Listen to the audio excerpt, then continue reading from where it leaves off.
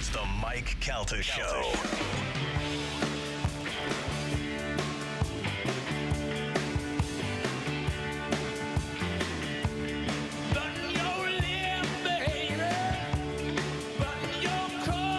It's 8:02 on the Mike Calta Show. It's 102.5 The Bone. Can I just tell you that I tweeted this out last night? Days of Thunder would be a great movie without Nicole Kidman. Yeah. She ruined that whole movie. Stupid, bad acting. Would you replace her with somebody or just remove her from the movie? Eliminate it. Yeah. I don't need a love story in every goddamn movie, man. I don't need it. Right. I didn't need it in Top Gun either. You know? Yeah. It's just make a movie about what's going on. Real quick, you were playing little Mick Jagger there. You know, today is his birthday. Of course I did. I sent him a gift. How old? 70 years old today.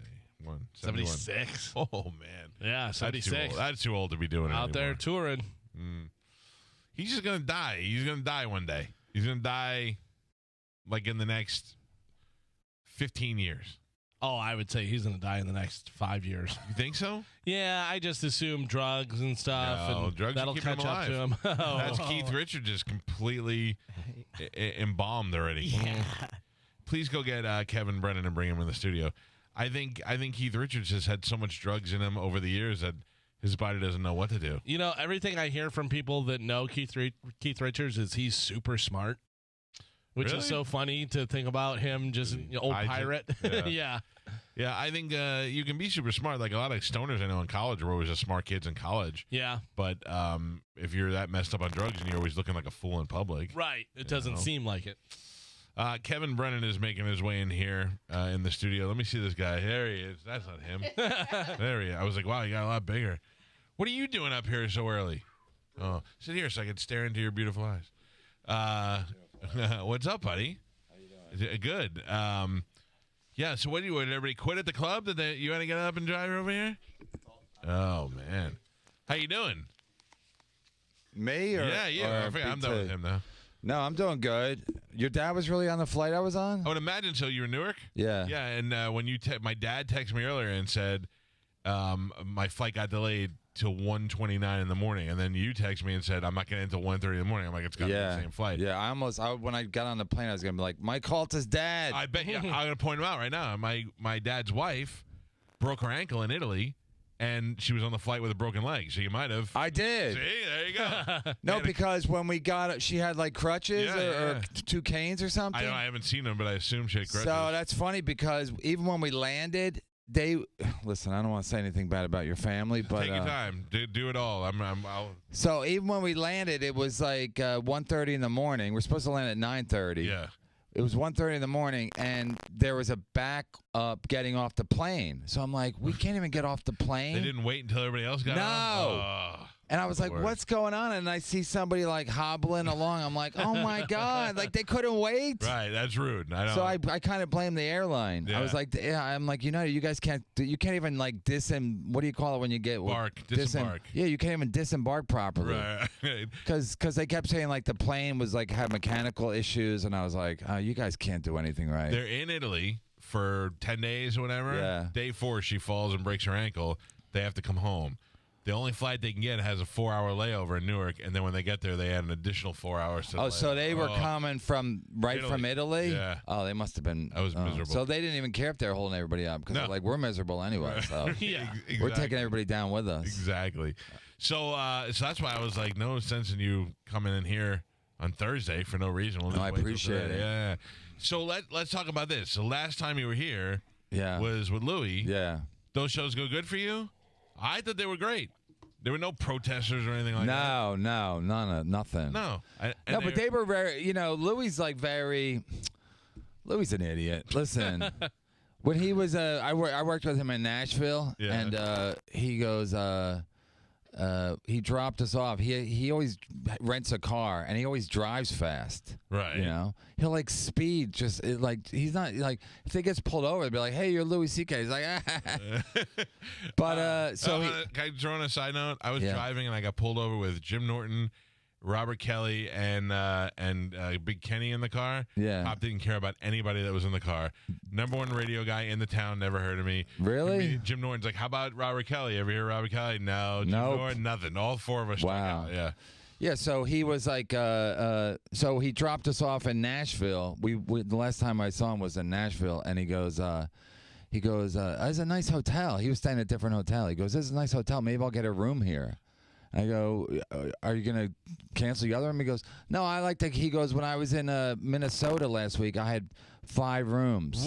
Why? Because he's crazy an idiot. Yeah. At different hotels? Yeah, he had 5 because I asked his assistant. I told his assistant the story. He goes, "Yeah, last week she wasn't with him. She was like in Europe or whatever." And so in Minnesota, he got a different room for every night. And I'm like, it's just mental. Yeah. He's mental. Are you friends with him, would you say? Yeah, but it was like we became more friendly. We were always friendly, but then after when he got into trouble, I text because I was on Norton's show one time, and somebody asked Norton, "Have you spoke to Louis yet?" And he's like, "No." And this was probably like a couple months after it happened. So I was like, that's pretty weird because Norton was on his HBO show. Oh yeah, they were tight. Yeah, so I texted Louis. I said, "Hey, I'm just texting you, so when I eventually see it, I don't have to say I was gonna text you, you know." So then, and how did he respond? So of course, a day later, he responds, "Hey, good to hear from you."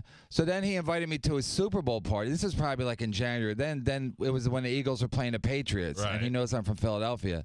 So he invited me to a Super Bowl party. So, my kids knew the Eagles, like, they were kind of the Eagles fans at that point. So I said, he texted me, like, out of the blue.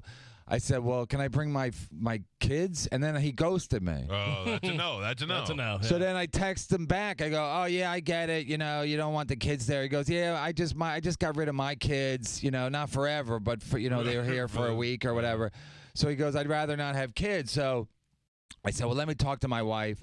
So then my wife's like, my wife is a big fan of Louis' show, his FX show. So she wanted to go, and I kind of wanted to go to see where he's living and whatever. And so then I was like, I don't know. So then, it was right before halftime.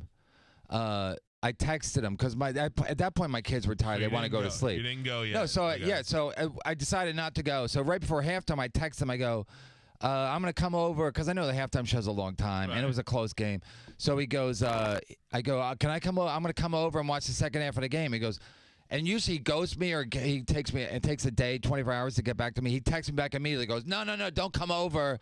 Don't come over. The party was a dud and blah, blah, blah. So either somebody was there that didn't want me there or. Who would that be? I think Michelle Wolf. Oh, really? Because then I found out who was there. Oh, let me add her to the list of people that don't like me. So or you don't like. So she apparently I found out who was there from a reliable source. Right. And then because literally I said I'll just come over because I knew it would take me like a half an hour. I know the halftime show's like a long time. Yeah. So I just figured. And he goes the party was a dud. He said people are going home. I'm like, no one's going home. It was right before the Eagles did that fancy play and the game. A whole game left. Yeah, the game was tight. So I'm like, I don't trust anybody. Yeah. Everybody's a liar. Why didn't Michelle Wolf like you? She was on my podcast, and then I said, I don't say nice things about her. I don't like her voice. Nobody likes her voice. She didn't even like her voice. You say things to her or after her? I know her, and she's friends with my brother Neil. So anybody who's friends with my brother Neil, I just go after them a little extra hard. Yeah.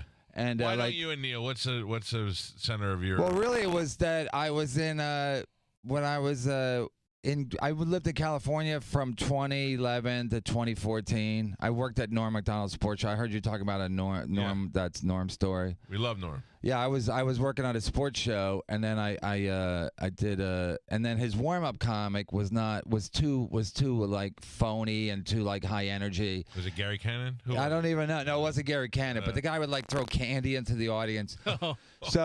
So my friend who was a producer on the show, I used to do warm up on Spin City for like a year and a half. Yeah. So Norm, one day I walk into the green room or not the green room, but like where the offices were. He goes, Brennan, you're gonna do warm up now. So I was like, okay. So And it went well. All the Comedy Central people were like, "Oh, you guys are so funny together." But Norm's just funny, you know. He kind of makes everybody, you know, if he's on Conan or Letterman, he's always funny, you know. But it reminded me of the story when you guys are telling about the, you know, the rape probably is the worst part. So there's some people from Canada in the audience. So I'm doing warm up and I go, hey, why did the Canadians do a doggy style? And then the punchline is so they can both watch a hockey game. So you can say that about anything, you know, soccer, whatever. So Norm, like everybody laughs, and Norm is kind of at the desk, kind of giving me a dirty look, and I go, Norm, because Norm's from Canada, you know. So I go, Norm, are you mad I said the Canadian thing? He goes, well, it's not like Canadians are known for doing a doggy style. And I go, who is? He goes, dogs. Like he paused and he goes, dogs, and I go, the guy's a genius. Like you can't. He just breaks it down. Like I always thought he was gonna be like, cause you know every black comic when they do when they're having simulating sex, I thought he was gonna say something like that, you know. But he's like dogs. I'm like, dog. That's the right answer. Dogs. He came in here years ago, and I said to him, it was a great interview, and at the end of it, I said, I'm so glad that this went good. I interviewed everybody, but I was so nervous all day. Yeah. He goes, why? I go, because you're so goddamn weird. I didn't know if this was going to be awesome or terrible, and it was awesome. Yeah, he's one time I had to drive him home, and I was actually staying at my brother's house, and they lived near each other, so I was driving him home, and he goes, if I have pot on me, so if the cops stop me, say we got it from Stevie Ray Fromstein, who's like this comic that he started with in Canada. I know where he is. So so the cops gonna pull me over. I'm driving Norm Macdonald. First of all, they're gonna bust me. They're gonna somehow, because I'm not famous, I'll get in trouble, you know. Yeah. But I'm gonna say to the cop like, hey, Stevie Ray Fromstein, we're holding it for Stevie Ray Fromstein. You remember him? They'll be like, no. Hey Norm, can we have your autograph? Oh, that's so funny. So anyway, so I was working out there, and then I moved out there for a while, and then so my brother lived out there. You know, we always had our on again, off again situation. And then my son was born, and then he never came over to see my son. You know. Yeah. And then, you know, my mom was like, well, why don't you invite him over? I'm like, I'm not going to. You know, when you have a kid, it's a brother's job to let me see your kid. Yeah, like I'm too preoccupied, you know? So, and I said, you know, like if Dave Chappelle, like, did anything anywhere, Neil would be, like, getting on the next flight to get there. Like, if he took a big dump in Africa, Neil would jump on, you know, the red eye to get out there. So it just, and then I moved back to moved back to New York.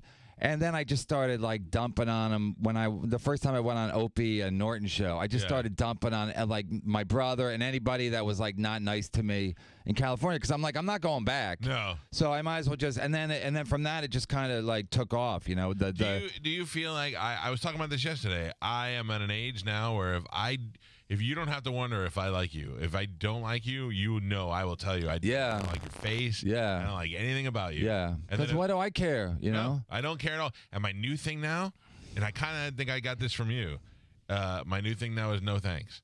Like, somebody was said to me the other day, like, do you remember this guy we used to? I go, no thanks. I don't want to have anything to do with that guy. Yeah. That's my new thing. I don't hate you. I'm not going to talk. No, thank you. You're out of my life. Yeah. Yeah. But I like the way you're not afraid to fight with people. I mean, you start with your own brother. Yeah. And I think people think I'm a little crazy just because if I'll go after my own brother, you know. It's true. A lot of people don't like their brother, but they like to keep their family. Yeah, but I'm hidden. one of 10, so like I have a lot of brothers. So break it down. Who's on whose side? Like for the rest of the family.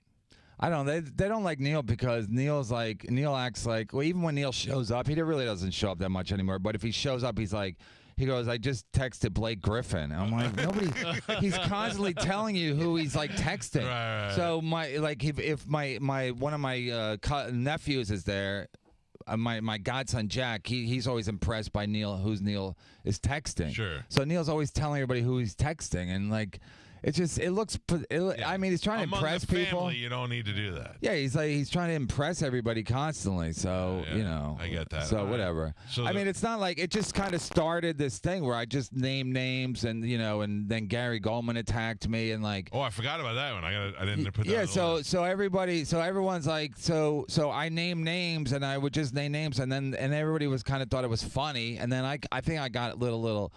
a little intoxicated with the something, with the power or all the something Recognition. Yeah, the like people. freedom though. Yeah, of being maybe able it was to the say, freedom. yeah. Like I wasn't, because I never think like, oh, maybe I shouldn't say that. You know, I'll just say it, then I'll like deal with the Now, repercussions. Gary Goldman's very sensitive. Yeah, He's turns out. Yeah. Turns out. Also has mental problems. He Also, does. big guy. Yeah, big guy. So, and I thought part of it was like I used to always pick on like I used to always name like people like Todd Barry's. Right. You can beat up Todd Barry. he's not fighting. Like little people Right, or right. women, and then I was like, and then I got kind of, I was like, I one day I was like, am I a coward? I'm like, I think I am, you know. Let me pick a giant Jew. So then Maybe I went that'll after, help. yeah, that's. That'll- I actually named him as a giant Jew, Yeah.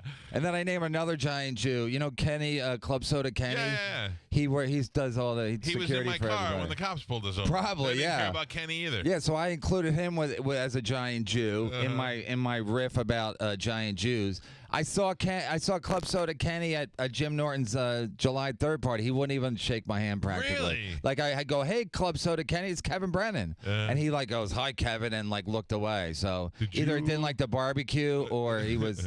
But the thing is now you can't, like, if you say something about somebody, they can just they're gonna hear it because. Someone can just clip it, you know. Oh, like yeah, this show's yeah. local, but I'm sure it's like, goes everywhere. but yeah, you can just probably get it right always on try to- a We podcast always or try to whatever. fool people. We're like, tell us who you cheated on your wife with. And they're Yeah, like, 'cause I'm it's like, just you're in Tampa, local. nobody's gonna hear Yeah, you. nobody- Yeah. Forget we're on the internet and everything else. Yeah, so This is Kevin Brennan who's here with us. Kevin, you don't. I know you do radio and stuff. You don't remember. You were on the show years ago. yeah, And it was great because a lot of times you were very much like you are now. You don't get somebody who is going to speak as freely as you did. And the one thing that I don't even have to say it. The one thing that I remember you hated was Tina Fey. yeah, Tina Fey, yeah, You, because you hated Tina Fey in the height of when everybody was loving her. I know. Do you want more coffee or whatever that is? No, I'm good. You sure? Okay. No, but yeah, Tina Fey. The Tina Fey thing was because I lost I lost, you know, I was at SNL for a season, and then when Colin Quinn's last year. So I auditioned for the Weekend Update, which, you know, turns out I wasn't going to get anyway. Right. But they kind of threw me a bone, let me audition. And then she got it, and Jimmy Fallon. And then I did a pilot for NBC in 2004. And that's when they picked up 30 Rock, you know. She screwed you twice. Yeah, and then I guess I told the story here. And then literally it was when Toyota was having the acceleration issues with their cars. Right. I was in a rental car, and on the Upper West Side of Manhattan, and I was taking a right, and there's all this, you know, there's always pedestrian traffic in whatever in Manhattan, and she just kind of was crossing the street with her daughter. She was holding her daughter's hand. I'm like, if she wasn't with her daughter, I would have just ran her over. And blame Toyota. Yeah, I would have been like, oh my God, this acceleration. But then they would have CSI'd it, and it'd be like, wait, you know her. Yeah. You like know her. And you're driving a Honda. Yeah, I'd be like, no, yeah, I think the Chevrolet is having an acceleration. I think it's spreading. So I was literally sitting there. I'm like, don't do it. And then one side of my brain's like, do it. But I think if I had the podcast, I might have done it just for the like. So you can talk about it. Yeah, because one of the managers at the Comedy Cellar, she calls me a content whore. Like, I'll do anything. Yeah, but I don't. But like, you know, murder is murder. Yeah.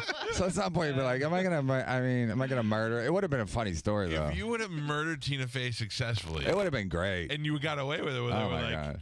ironically, it was somebody she knew, but it was a Toyota acceleration Yeah. problem. Yeah. Would you be able to? Would they then be able to hire you for stuff? Oh, that's the guy who killed Tina Fey.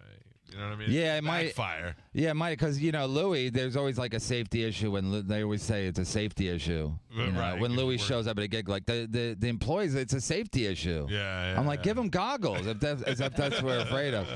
But yeah, if I had a murder on my record, Yeah. like even if it was like manslaughter or whatever. Gary Goldman wouldn't mess with you if you had already killed somebody. Yeah, Gary Goldman. Anyway, even now I'm like, do I want to bring that up? Well, No, are but you he's afraid of mental. him He's now? mental. No, he's mental. I think he is a little mental. Because April Macy told us he had some anger issues. Yeah, he Every definitely day. does. So, Yeah. and right before I did, you know, he's giving out writing tips, and I just retweeted him. I said the dirty little secret about Gary Goldman is he flips out on audiences, and then one of the managers of the Comedy Cellar said he yelled at the waiter or waitress for taking an order at an inopportune time. And like, listen, if you're headlining but these are 15-minute spots where you're just Yeah. showcasing. You're not the star of the show. Right. You know, you're just doing a 15-minute spot. So right before I went up one time, he said the last time I followed him at the Comedy Cellar, he said he was saying something about Chappelle, like you know how Chappelle like slaps the mic on his thigh if he says something funny. He goes he was kind of mocking Chappelle, and then he goes the worst thing that Chappelle gave us was Neil Brennan. So I'm going on next. I'm like, and then another comic comes up to me and he goes, "Does he know you're next?" I go, "I don't know what he knows."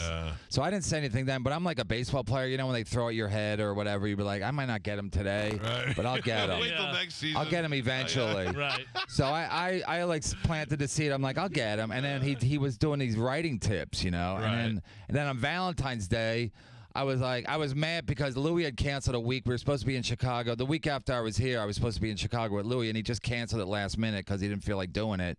So I was mad about that, and it was Valentine's Day, and I thought now I have to get flowers. So I was like annoyed for my wife, and I was like annoyed.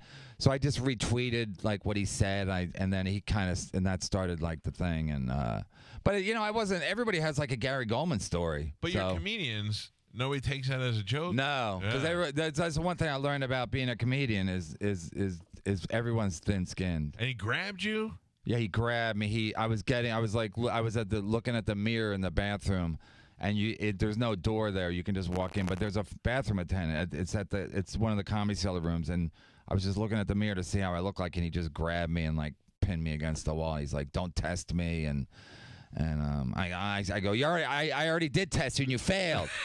I was like, that's pretty good under pressure when a gigantic Jew has you pinned against the wall. But he goes, don't test me. So I was like, come on, brother. And then there was like a mark on my chest, and I said, so I saw Bobby Kelly like a week later, and he goes, you're crazy. And then I go, did you see the picture? I wanted to say it like, did you see it? I just said it like, because Chad Zumach, who I don't know if you guys know him. We're getting to that next. So Chad Zumach, he said he was tweeting that Gary Goldman attacked me. Yeah. So I'm like, I'll just put out the picture because I had my wife take the picture just because I couldn't really see it. I'm like, let me see what it looks like. So then Chad was tweeting it out. So I'm like, I'll just put out the picture. And so I saw Bobby like a couple of days or a week later. He goes, I said, you see the picture? He goes, everybody saw the picture. He goes, it was like a hush came over the city. I'm like, really? Like when the Yankees win a World Series game, like a hush just comes over the city. So now what? Now you have beef with Zumach too? No, he has a beef. He's like people say he's one of my proteges or whatever because he trolls like everybody. He trolls people. Trying to fight everyone. Yeah, he started with Patton Oswalt, and then he jumped in the middle of this thing with Dina Hashem, with the rapper. You know, for no reason. He don't even know Dina Hashem. Like I know Dina Hashem, and I'm not gonna get in the middle of that. You know, Chad will sometimes go, "Hey, you know so and so," and I'll go. I can't even say her name, but I'll go, you know, so-and-so? I go, yeah, not really. But he goes, can you go after her? I go, I'm not.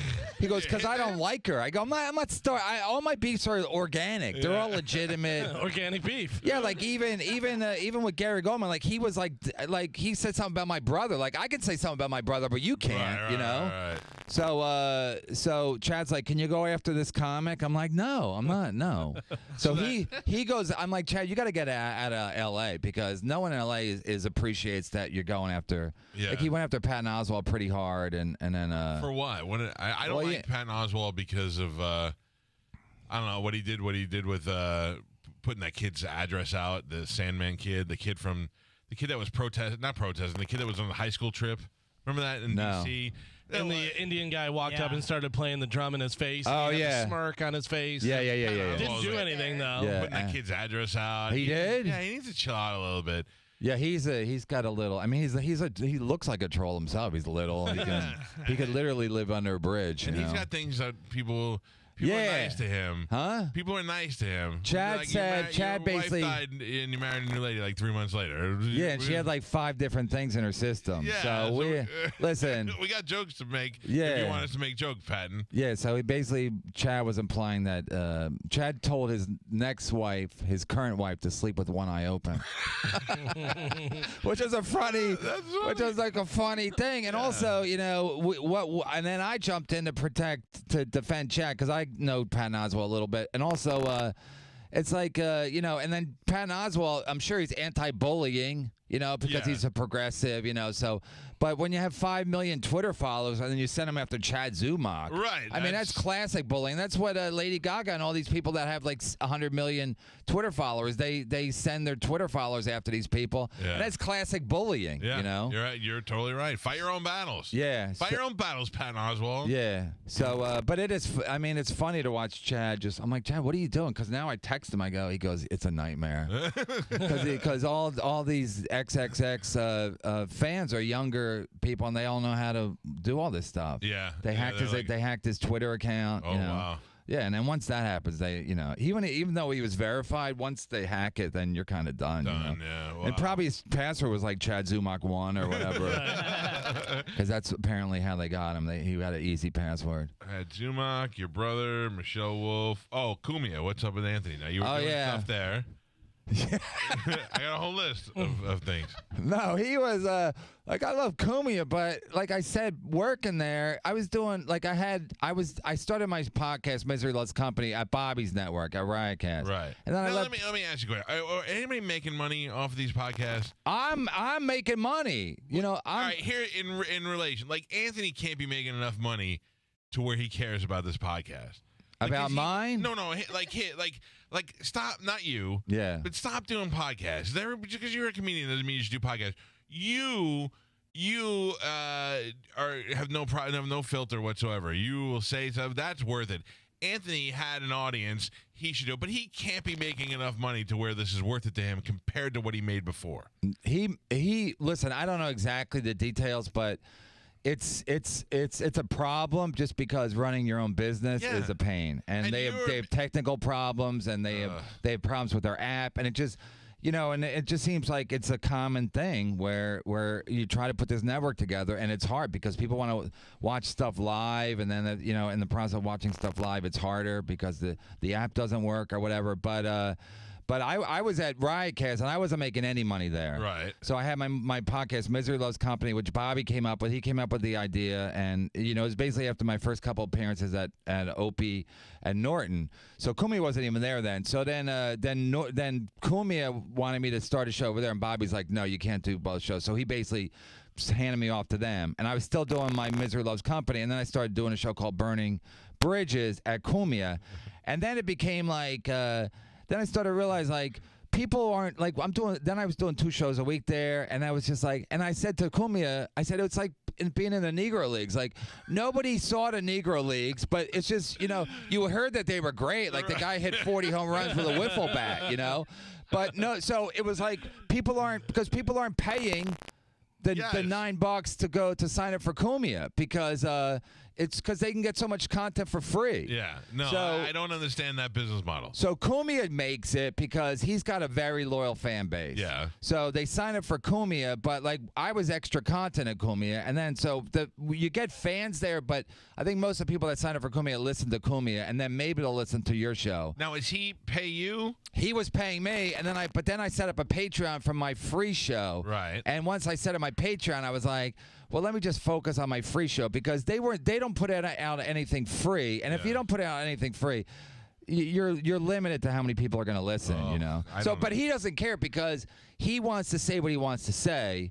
And also, he's got such a loyal fan base that he's still making money. And he's already rich. And he's already rich. Yeah. So he's basically doing it. Like first I called it a cult because it's very close. Yeah. When I left, they were, they try to get my sidekick to turn. They contacted him. They said like, do the show without Kevin. They said it like we're gonna. Who is this guy? Who's your sidekick? He's Brian McCarthy. He's a blind alcoholic, but he's a great sidekick. You know, he's like literally 80% blind. So they were gonna have him do a show while they were negotiating with me, right? And they were gonna call it Mending Fences as opposed to Burning Bridges, which was funny. Yeah. You know. What's a negotiation over? How much money you're making? No, it's basically like what you can do. I just reached a point where I'm like it costs me money to leave because they're paying me every show I do. Right. And the Patreon, you're basically at the mercy of your fans. How much are they paying you? A lot of money? Not a lot. Like I said, I was $300. More than that. Okay. Per show. $500 a show. So you're close. So, I but think you just get an idea. That's good. But Okay. it wasn't enough to be like, okay, I can just, like it would be like the equivalent if I was in Kansas City and being at Kansas City radio, it wasn't going to help my brand nationally. Right, it wasn't going to help me sell tickets anywhere, but I would still make enough money to live off of. But it wasn't. It wasn't enough. Yeah. It wasn't enough because like even the people that work there 4 days a week, one is like a bartender, so Yeah. it's supplemental. So I was like, I was just thinking like long term. Like I have kids, I can't be. Right. I gotta grow my business, you know. And then people, I get it. and people like the show. People like my show. They like my sidekick. Like we're good together. And then so I'm like, let's just roll the dice a little bit. I have a 7-year-old and an 11-year-old. Like they gotta go to my daughter got. I mean, really, what was one of the breaking thing was like when I got the bill for summer camp. I'm like, I'm not making enough money.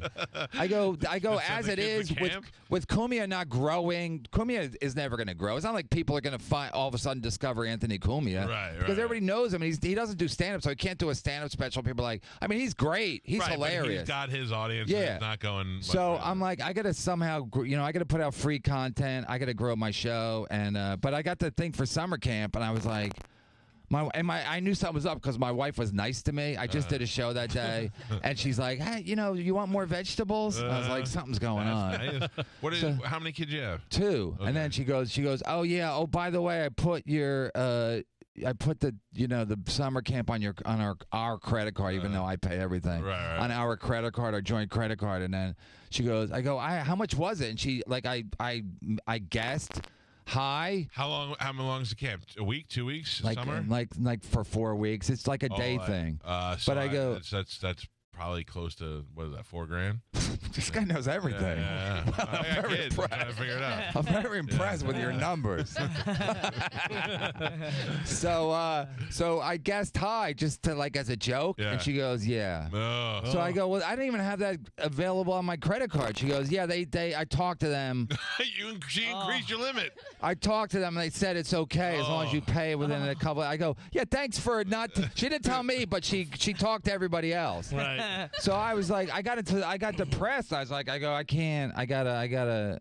And then the day when the guy, I woke up that morning when the guy was supposed to break the record on Jeopardy. Yeah. And I woke up. I had to do a show at Cumia that day because I did it Monday and Wednesday. So I woke up and they go, if you want to find out what's the guy's name again? James. James. Yeah. How James did. If you don't want to know, don't read it. I'm like, I want to know. Yeah.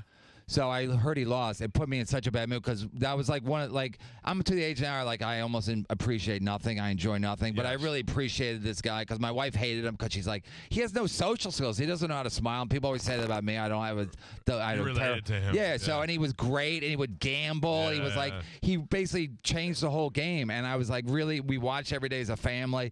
And I was like once I woke up and I was like. And I just got in such a bad mood, and I went into Cumia, and I just sat there, and I wouldn't do my I wouldn't. My co-host is like, "What's wrong?" I go, they got to pay me. They don't. They pay. They have people there that just suck. Right. And I'm not gonna say who they are because everybody knows who they are. Bill Schultz. Anyway, so but they suck, and they don't fire anybody because it's not merit based. Yeah. I said I want to get fired. Yeah. So I just sat there. I wouldn't say anything. I eventually started talking, because I couldn't keep my mouth shut. The blind guy was going out of his mind. Yeah, the blind guy's like, you're just going to sit here for an hour and a half and not talk? I go, yeah. Are you still here? Yeah. Yeah, he doesn't even, and he's clueless, too, because, people would complain that, they go, all you guys talk about is your lives. You don't talk about, like, current events. I go, he's blind. He can't even read. He's like, how's that Lindbergh baby, What more, how many more people in life do you need to talk about current events? Yeah. You got news. You got, I mean, like when there's a disaster, I'm like, we're not going to talk about that. Everybody's going to talk about that. Who wants to be miserable on their way to work? I know. So that's a lot of shows do that. Yeah. I mean, where you got to talk about like current events and then like, then this guy did this and then this guy did that. How old are your kids? They just turned 7 and 11. Okay. So. And now. Do they get what you do? Does your wife? It's weird. I was telling BT on the way. Well, my wife's, she can't. She whatever. That was a lot of air quotes. No, Like I married my wife for because I was in love with her. It turns Right. out it was a fatal mistake because right after we got married, she's like basically she like threw me all her credit card bills, you know. Oh man. And she's like, one of my credit cards are charging me like 38%. Is that high? I go, yeah, unless you're paying the mafia, like 38% is high. So it turns out she had terrible credit. She's Yeah. not good with money. And now they say check your wife's credit score. Yeah, if you before want to you get get married, married, yeah. check your spouse's credit score because So you married her bad credit. You had to absorb all that debt. yeah, and then she's not working. Well, she's Panamanian, so she's like now she gets jobs as like court interpreter. She's bilingual, Spanish, and she took a class that I paid. You know, she went to college, Hunter College, Right. that I paid for. Like I'm like her sponsor. So, You're but like a 90-day fiance success story. so she's but she's always kind of mad and whatever. Oh man. Well, you always describe most kinda mad. wives. Yeah. Yeah. But Bobby met her, and Bobby's like, "Oh my God!" And then he was saying nice things about her on Bobby's podcast. Now, and have you ever met Bobby's wife? No, I'm among the elite of people who. no, I met her a long time ago when they either first got married or when they were still dating. I went there for Thanksgiving last year. Oh, you did? Yeah. What a surprisingly normal lady that she is. Yeah, he was. Yeah, Bobby was flipped out. He was like, "Oh my God, this is your wife. She's so normal, and she's like Yeah. friendly and happy. Like, what's they bonded on how much like what's with your husband and you know." So. Yeah. So it's funny because my wife is but I told this joke on stage. My wife is she's really mad about Trump because you know she never liked Trump, but then now he's like send these women back to where they came from. Right. So my wife's from Panama, you know, and I said, and then the other day she messed up my son's tater tots, and he's like, send these back to where they came from. So, but I love being in Florida or Texas or any place where there's a lot of that. where there's a lot of Hispanics because they don't get mad when you make Hispanic jokes, No, you know. no, Where if you're in the Midwest, they're like. They don't really interact with Hispanic people as much. That's here, true. you That's know? true. Oh, you got this whole state. Yeah, Knock so it out. nobody thinks I'm racist here, but I'm not racist. But it does open up a whole new world when you marry Hispanic, you know, just for the Hispanic jokes. my favorite is Chris. What's his name? The comedian, the kid, Chris, the Italian kid. He was in the studio with us. He was on Guy Code. DeStefano. Oh yeah, Christy. Yeah. He married Oh yeah. a really Hispanic. Yeah. He like- never got married. They just had a baby. Yeah, well, but I see it now in the baby. The baby abuses him Yeah. like she probably abused. Yeah. The baby Well, treats him like she's garbage. super jealous. Yeah. Like we used to kind of talk about and like, but they traditionally, you know, like his. Whatever. They're like dads aren't good. You know what I mean? Like the Hispanic guys are like real like players and like my wife married me because I had no game. Right. Like she would that was a turn on for her. That I was socially awkward. I wasn't confident were talking. different. You were I different. wasn't confident talking to women. So she figured I wasn't gonna, you know, because the guy she dated before cheated on her and you know whatever. But he was Hispanic, you know. So me and Chris is always like, yeah, I shouldn't really talk about this, Oh, but no, you're good. You're good. Chris Nobody D- hears it. It's just Tampa. Chris D's baby mama's dad, or like father-in-law, whatever. You know, he had like a side family, and so they're always thinking like we're gonna cheat. Right. So it's almost like the black guy when he goes into the bodega, where they just think you're gonna steal. So you almost want to just steal. If you're Paying for it anyways. yeah, if you're gonna assume I'm gonna steal, I'm gonna steal. So sometimes, you know, my wife is like, "You're gonna cheat." I'm like, I don't even know how to cheat. Like, I guess you go on Grindr or Tinder. Like, where do you go? Grindr, Airbnb. Like, I don't even know how to start You this don't process. get comic groupies after the show. No, Not that because- you would. I'm just saying, like, but like girls are like, oh man, I love your comedy. No, like when I started podcasting, I would get a little bit of, you know, they would send me like, we call them snatchies, you know, the opposite of dick pics. I don't know if you can say that on the air, but I'm gonna dump that just to be safe. But All right. snatchies is a good word. yeah. So then people would send like those and whatever. But I didn't, you know. And now I got kids. I'm gonna like. I know if I cheat on my wife, my wife said if I cheat on her, she'll kill everybody. Yeah, I've heard that. My wife said she'll cut my face while I'm sleeping. That was an exact quote. She's like, we have kids. I don't know if I could leave you, but I will cut your face while you're sleeping. Yeah. So, Where Fair enough. did you ask her where? On my face, I would assume. Like in Like my on the mind, she's cheek or on the slicing. forehead, yeah. I think she just does this. So I'm like I'd really have to. I love that you said, did you ask her where? Yeah, no, I Then just want to consider go if I'd because shit they on her. think about it. They think I probably start here. No, but I just think my wife, she'll like, how much do I have to like hate my kids? Because I know it basically, my wife will make it so miserable that my kids will my Right. kids will suffer. So Yeah. how much is it worth it? Like I'll just go to the massage place, you know? That's still cheating. No, it's not. Well, if she, Not if you're paying. I say if you're paying, it's not cheating. okay. Like as my long like. as she's good with that. Huh? No, my wife's not good with it. Right. But I'm saying for my own, you know, Right, I'm I got Catholic. you, For I my got own Sanity, yeah. my wife can't do my taxes, so I have to pay a professional. Right. You know. So there's certain things my wife won't do that How long you been I have to married? pay a lady. This, So enough, honey, I'm kidding. enough years. 13. We've been Yeah. together since 2004. All right. So I. But she's a nice lady. Yeah. Well, You yeah. know. And see, I know what you're saying. I'm in it now. Yeah, like I think for a while I was like, I want to get out of this, and then you're at your point. You're like, you know, I love my kids so much, and I'm like, I don't want. And then to for full disclosure, we were separated for a year. Okay. When I was with it's like Barbara Walters. Okay, I'm gonna start I don't wanna crying. interrupt. I'm gonna start crying. Uh-huh. So when I first started doing Jim and Sam, the whole podcast thing, when I started doing not Jim and Sam, but Opie and Norton, I was separated. Right. And I was kind of I would say anything because my wife didn't know I was going on the show because I didn't live at the house. Yeah. And if I was, I wouldn't have been able to say it because I was saying stuff about my marriage, and then my wife would kind of maybe hear something about it, but Now, would she hear? Somebody would tell her. somebody would tip her up. But I'm saying like if I lived at the house, I would have to get up at 6 o'clock to go do the radio, and she'd be like, "Where are you going?" Right. So if she knew that, I would be knowing that she was listening, Yeah. and I wouldn't have been as forthcoming. You know, know? a lot of times I'll do this. I go, let me tell you what my wife said, and I'll look to see what time it is. Because if it's before 7 Yeah. o'clock, I can say whatever I want. Right. These son of a bitches on Twitter or Instagram, they'll write, "Did you hear what your husband said?" Yeah. Those dicks. But other than that, for the most part, I can get away with it if it's before 7 o'clock. Yeah. Nobody's saying nothing. Yeah, so that's basically what. And then and then when we were separated, one time I got a text from her right before I was about to go up on stage at Magoobies in Baltimore. Shout out. And then she goes, was it worth losing your family?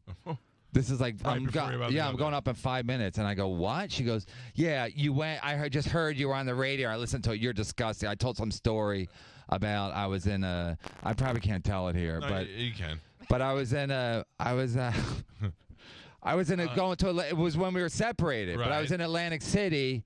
And actually, the backstory was they were waiting for Kevin Hart to come in. Okay. At Opie and Norton. Kevin Hart was at Stern. They were waiting, and they kept looking past me out the window to see Wycliffe for Where- Kevin Hart yeah. because he's little. You know, maybe you don't see him when he's walking by. So I knew they were like not focused, and I knew they were like kind of depressed that he wasn't showing up. So I was telling all these stories, like just Yeah. try to be Gotta entertaining. yeah. It was only my second time on the show, so I'm like, just keep talking, whatever. So I was at the 7-Eleven in Atlantic City, and at this comedy club that was not even a comedy club, but it was like half strip club, half comedy club, which is like Perfect. the best. Yeah. And so I took the Uber there, and then I said, I'm going to go get a cup of coffee at the 7-Eleven. They go, it's a rough neighborhood. We better keep an eye on you. Right.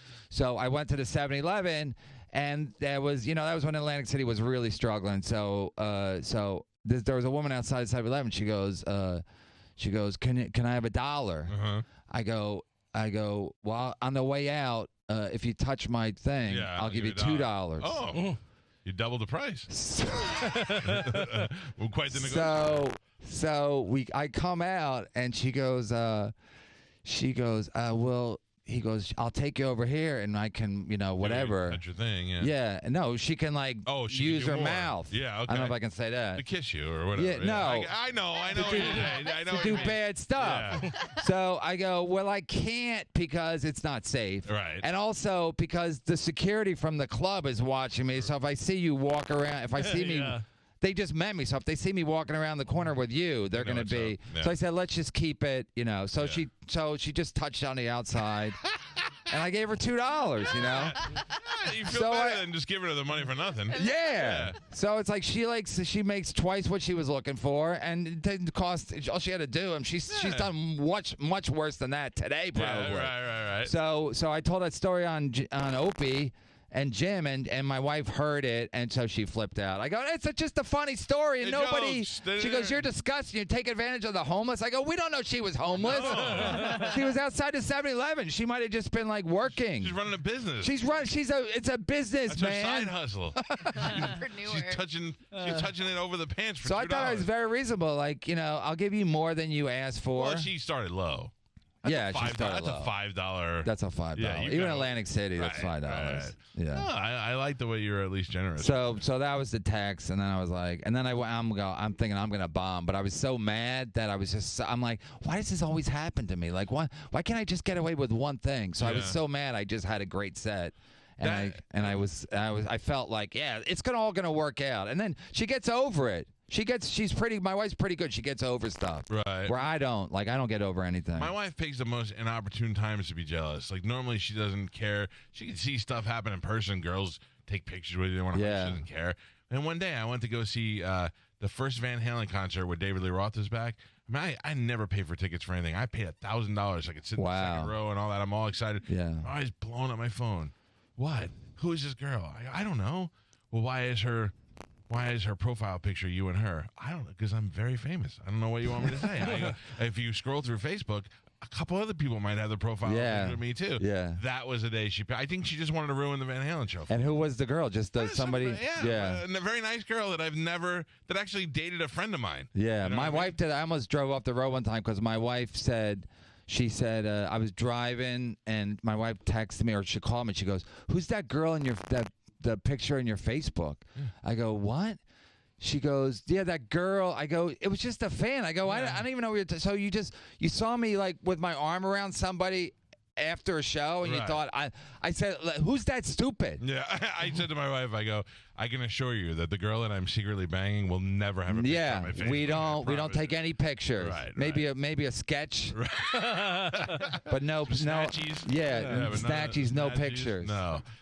This is Kevin Brennan here with us. He's going to be at Side Splitters all week long. I'm telling you right now, I said this the Monday after. I went to that Louis show, and I thought I hadn't seen you do stand-up in a long time. You were great. My wife thought you were great. Everybody were like, that guy was hilarious. Thanks. Because you don't come here enough, so a lot of people were unfamiliar with you before that show. But I thought usually when you get somebody like that, you're like, oh, Louis was good, but the opener was okay. Everybody loved you that day. Thanks. So if you didn't get a chance to see Kevin, tonight, 8 and 10:15, Saturday, 6, 8, and 10:30, and then Sunday at 7 o'clock. One of the funniest stand-up guys you'll see. See him now before Gary Goldman chokes him to death. I wouldn't even mind. I'm such a content whore. We do an event every year called the Punch Out, where it is essentially it's boxing matches, three 1-minute round of boxing matches.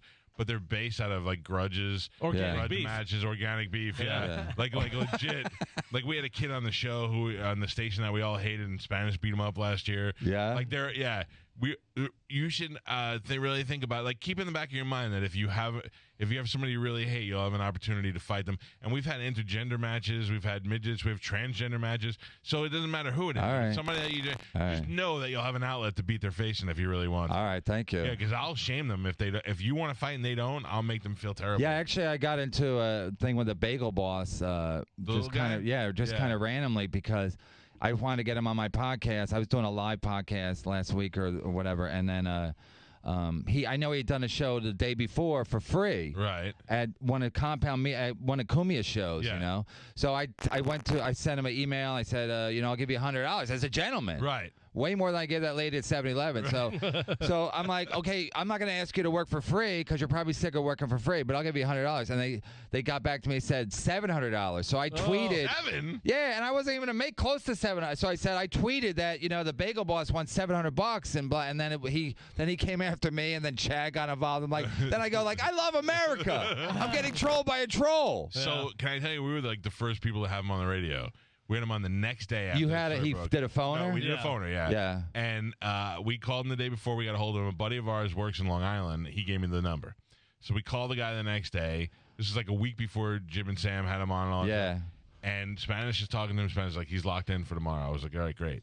So about an hour before he's about to be on, Spanish comes in and he's like, the bagel guy wants money to go on the air. Yep. I go, so what does he want me to do, PayPal him? He goes, I want to send you a check. And I was like, okay. Tell him we'll give him $10,000 if he wants it. So he was like, he wanted $100. And I was like, cool. Tell him we'll send it's in the mail tomorrow.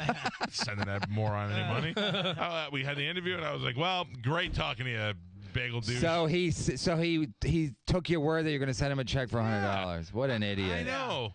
No, I think what happened was he got a little bite on Howard Stern. Yeah. And that's what happened because I think he was on the show. I want to get him on Wednesday. I try to catch him on Tuesday, and I think because my wife was Howard Stern, and she said they were talking about that he was going to fight Shuley. So he comes on our show.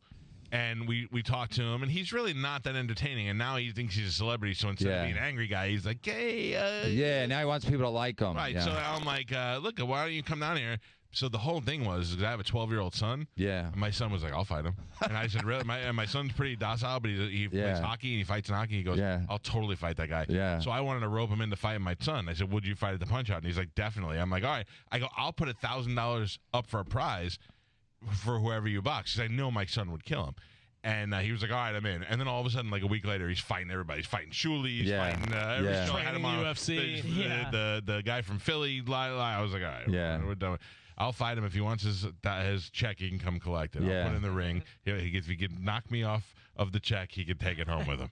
Yeah, no, it's amazing how he's like, no, I'm gonna run with this forever. TikTok, it's over. Yeah, it's over. Now I guess he's gonna make money on Cameo where he does that. But is he though? Who's gonna?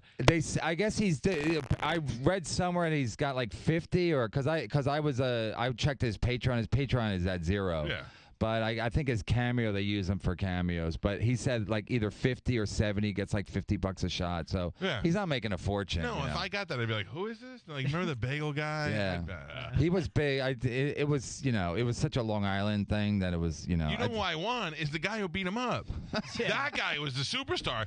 I'm watching that video for the first time, and I look at my wife and I go, if we were there, what would have happened? She'd be like, right about now, you'd go, shut up. And I go, and all of a sudden you hear the guy go, shut up. Yeah. I go, that's me. That's the hero in that whole thing. Well, people thought, I started to think that it was maybe a little bit set up because he had 2 shots. He had a close shot and then he had a faraway shot. Yeah, but everybody's got cameras these days. Yeah. You know what I mean? Well, But also, he had a YouTube channel. Yeah, that's what I thought too. I was like, it seems like he's instigating a lot. I still want to get him on my show just because like I'm angry and he's angry. I thought it'd be funny. Yeah, like, make him angry though. Don't make him like, I don't like this new superstar bagel guy.